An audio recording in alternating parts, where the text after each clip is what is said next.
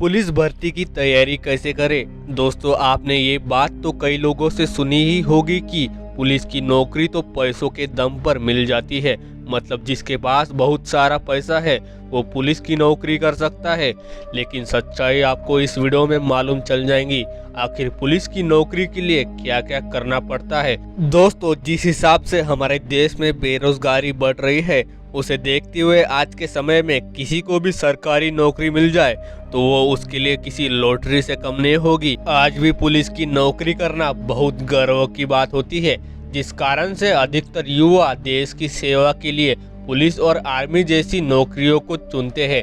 तो दोस्तों, अगर आप भी देश की सेवा के लिए भारतीय पुलिस में भर्ती होना चाहते हैं तो हमारे साथ वीडियो के अंत तक बने रहिए। दोस्तों, सबसे पहले तो आपको किसी भी नौकरी के लिए थोड़ा बहुत पढ़ा लिखा होना जरूरी है, क्योंकि पढ़ाई इंसान की नींव रखती है। पर आपको बाकी सरकारी नौकरियों के मुकाबले पुलिस की नौकरी में इतनी ज़्यादा पढ़ाई की ज़रूरत नहीं होती। अगर आप इंटर पास है तो आप पुलिस की भर्ती के लिए अप्लाई कर सकते हैं। अब आप फॉर्म तो भर लेंगे, लेकिन उसकी तैयारी के लिए क्या क्या चीज़ें ज़रूरी होती है वो भी जान लीजिए। सबसे पहले दोस्तों, आपका आयु सीमा में होना जरूरी होता है।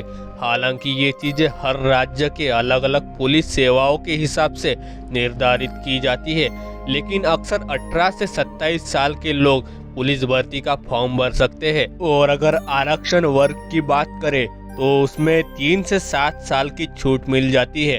दोस्तों, फॉर्म भरने के बाद लिखित परीक्षा होती है, और अगर हम लिखित परीक्षा की बात करें तो ये भी अलग अलग राज्यों के हिसाब से होता है, क्योंकि कई राज्य लिखित परीक्षा लेने के बाद फिजिकल टेस्ट लेते हैं और कई राज्य ऐसे भी हैं जो इंटर और हाई स्कूल की मेरिट के हिसाब से लिस्ट बनाते हैं, और जो लोग इस लिस्ट में शामिल होते हैं उनका फिजिकल टेस्ट लिया जाता है। ऐसे में अगर आप इंटर और हाई स्कूल के अच्छे अंक लाए हैं और आपके राज्य में मेरिट लिस्ट के हिसाब से लिस्टिंग होती है तो आपके चांसेस ज़्यादा है कि आप डायरेक्ट फिजिकल टेस्ट में पहुंच जाए। लेकिन अगर आपने इंटर हाई स्कूल में पढ़ाई पर ध्यान नहीं दिया तो कोई बात नहीं, क्योंकि आप आराम से उन राज्यों के पुलिस भर्ती का फॉर्म भर सकते हैं जहां पे रिटन टेस्ट मांगा जाता है।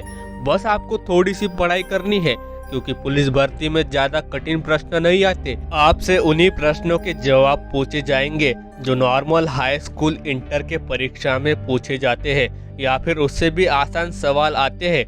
बस आपका थोड़ा बहुत समझदार होना बहुत जरूरी है। ऐसे में अगर आपको थोड़ी बहुत भी देश दुनिया की जानकारी है तो आप रिटन टेस्ट आराम से निकाल लेंगे। लेकिन असली मुसीबत आती है फिजिकल टेस्ट में, जहां आपका आंखों का ठीक होने से लेकर आपकी चौड़ी छाती सब कुछ टेस्ट किया जाता है, जिसमें से कई लोग चौड़ी छाती वाले कैटेगरी में फेल हो जाते हैं। तो उसके लिए आपको हर रोज दौड़ लगाने के बाद कुछ देर पुशअप करना होगा, क्योंकि पुशअप करने पर छाती पर जोर पड़ता है और वो मजबूत और चौड़ी बनती है।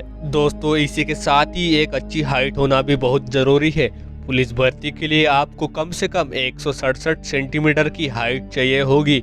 अगर आपकी इससे कम है तो आप हर रोज पुलअप्स कर सकते हैं, जिससे आपकी हाइट थोड़ी सी बढ़ने लगेगी। लेकिन दोस्तों, पुलिस भर्ती में एक सबसे बड़ी समस्या होती है, वो है दौड़ क्लियर करना। क्योंकि कई सारे लोग सब कुछ तो क्लियर कर लेते हैं, लेकिन जब दौड़ लगाने की बारी आती है तो वो लटक जाते हैं। और ऐसा इसीलिए होता है क्योंकि पुलिस भर्ती में आपको अच्छा खासा दौड़ाया जाता है, जिसमें लोग अक्सर पीछे रह जाते हैं। इसलिए जब कभी भी आप पुलिस की भर्ती की तैयारी करें तो हर रोज उतनी ही दौड़ लगाए जितनी पुलिस भर्ती में जरूरी है, जिससे आपको ये पता चल जाएगा कि आप कितने देर में कितना दौड़ सकते हैं और किस तरह से आप स्पीड बना सकते हैं। वरना आपने किसी दिन कम और किसी दिन ज़्यादा दौड़ लगाई तो आपका परफॉर्मेंस खराब हो सकता है। इसका सीधा असर आपकी नौकरी पर पड़ सकता है।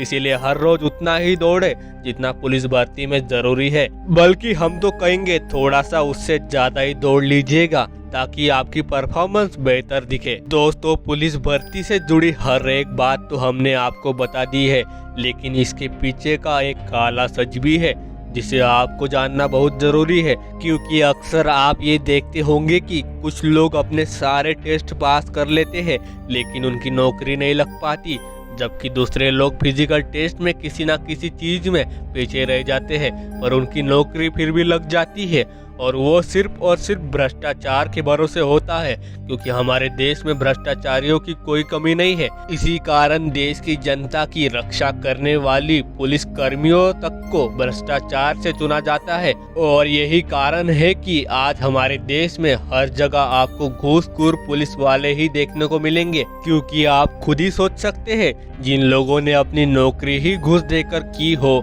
वो नौकरी करने के बाद तो घूस तो लेंगे ही लेंगे। इसीलिए आप चाहे जिस किसी भी काम में क्यों ना लगे हो, अगर आपके पास कोई ऐसी जानकारी है जिसमें घूसखोरी का काम शामिल हो, तो तुरंत उसके खिलाफ खड़े हो जाइए। क्योंकि दोस्तों, अगर हमारे देश की हर एक नींव भ्रष्टाचार पर टिकी होगी तो देश एक दिन पूरी तरह से गिर जाएगा। इसलिए हमें उसकी जिम्मेदारी लेनी चाहिए, ताकि देश में छोटा सा ही सही लेकिन बदलाव हो सके। और आपका इस बारे में क्या कहना है, हमें कमेंट्स में बताइए।